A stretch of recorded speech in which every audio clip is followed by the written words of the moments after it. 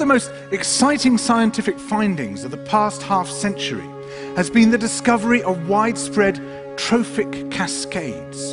A trophic cascade is an ecological process which starts at the top of the food chain and tumbles all the way down to the bottom. And the classic example is what happened in the Yellowstone National Park in the United States when wolves were reintroduced in 1995. Now, we all know that wolves kill various species of animals, but perhaps we're slightly less aware that they give life to many others. Before the wolves turned up, they'd been absent for 70 years. That the numbers of deer, because there was nothing to hunt them, had built up in the Yellowstone Park, and despite efforts by humans to control them, they'd managed to reduce much of the vegetation there to almost nothing. They'd just grazed it away.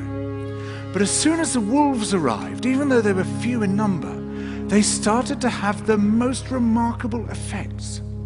First, of course, they killed some of the deer, but that wasn't the major thing. Much more significantly, they radically changed the behavior of the deer. The deer started avoiding certain parts of the park, the places where they could be trapped most easily, particularly the valleys and the gorges.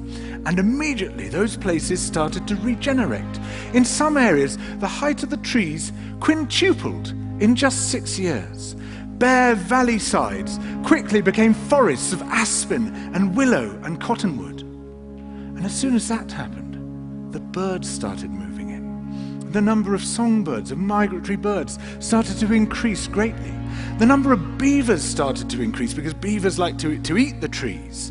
And beavers, like wolves, are ecosystem engineers. They create niches for other species.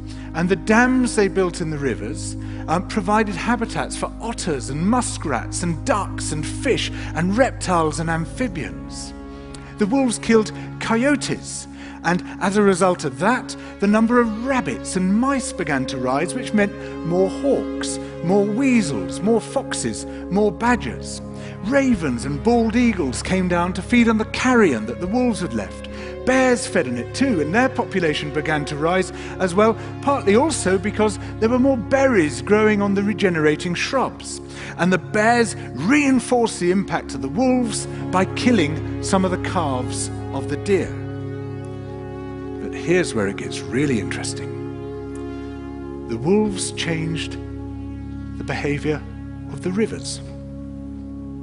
They began to meander less. There was less erosion. The channels narrowed, more pools formed, more riffle sections, all of which were great for wildlife habitats. The rivers changed in response to the wolves. And the reason was that the regenerating forests stabilized the banks so that they collapsed less often, so that the rivers became more fixed in their course.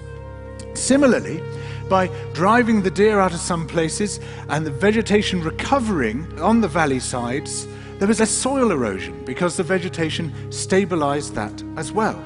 So the wolves, small in number, transformed not just the ecosystem of the Yellowstone National Park, this huge area of land, but also its physical geography.